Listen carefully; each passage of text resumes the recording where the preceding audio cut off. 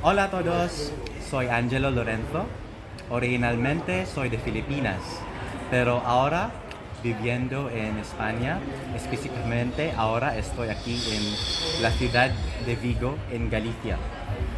Estoy aquí en un bar especial porque es un bar sobre de mi país, Filipinas. Se llama Mabuhay Filipinas Resto Grill. Hello everyone, I am Angelo Lorenzo and originally I am from the Philippines, but right now I am currently residing in Spain. Specifically, I am currently located in the city of Vigo in Galicia. And right now I am in a special bar about my country, the Philippines. The name of the bar is Mabuhay Filipinas. And I will be later, I will be interviewing the owner where I will speak my original language, Bisaya. Luego, estoy hablando con mi idioma original, Bisaya, con the business owner de bar. Okay, so vamos.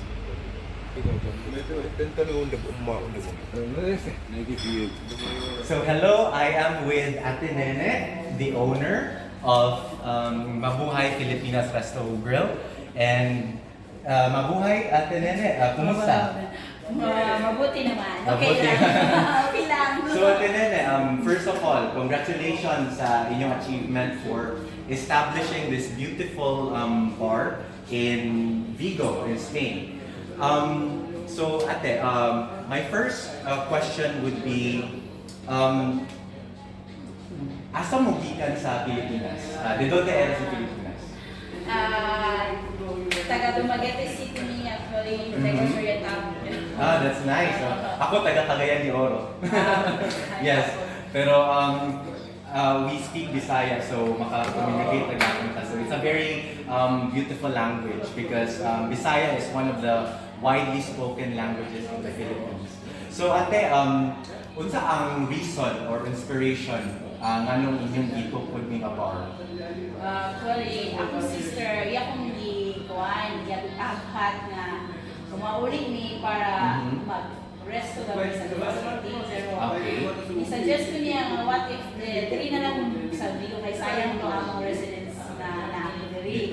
So, muna na open ang resto Mabuhay Filipinas Resto Grill kay actually sa Pilipinas ni pero suggest ko nga diri na lang kay namo ko ito all mag-port na mga Pilipino nga na galing niyo mamutana ug nabay mga Pilipino diri so mga gipalag kung sa mga natong among trabaho sa unang nagtrabaho kami sa una. So, namutana sila ko sa mga nabay makala ng mga Pilipino versus sa diri na lang.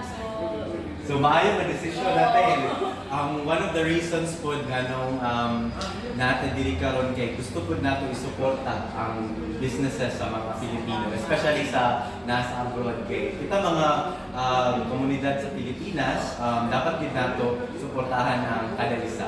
So napod si Ate Bebe diri, one of the owners po, actually, parente sila ni... sisters, yes. Isuon sila ni Ate Nene. So, congratulations, Ate, sa pagtupod ani nga bar. So, Ate, akong ipamutana sa inyo maduha. Unsa pud ang specialty ani nga bar? Unsa ang inyong ginabaligya mo? Ako po, this is Kawan siya. Authentic Filipino din siya. Like, namin ang mga specialty din. Like, crispy pata, crispy pata. Isado, mga Pinoy din kayo gawin ang pinasal na bago na murong kuan, kanina yung menu, adobo, work na doon. Kuan din siya. So, kanang murag yapon nato sa Pilipinas. Oo. Pinoy yun na katong mga Pilipinong nadali nagtrabaho, nga ganhang mo kawin mo. Mga sa pagkawin ka. Pero nindot yun. Pero pwede din ang mga Spanish din, mag-try mo sila. Of course, of course. So sa ato mga Filipino nga mga kauban, especially nasa Spain, kung makadalityat mo diri sa Vigo, pwede gud mo makaani sa bar nila Ate Nene, Ate Nene o ni Ate Debbie. And diri na ni sa Vigo and it's no other place pero it's a very beautiful place. So nice one place yun diri nga favorite nako sa akong atuon which is very good.